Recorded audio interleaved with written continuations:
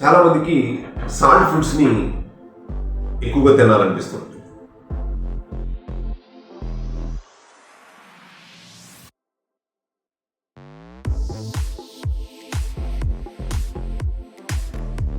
సాల్టీగా ఉండాలి.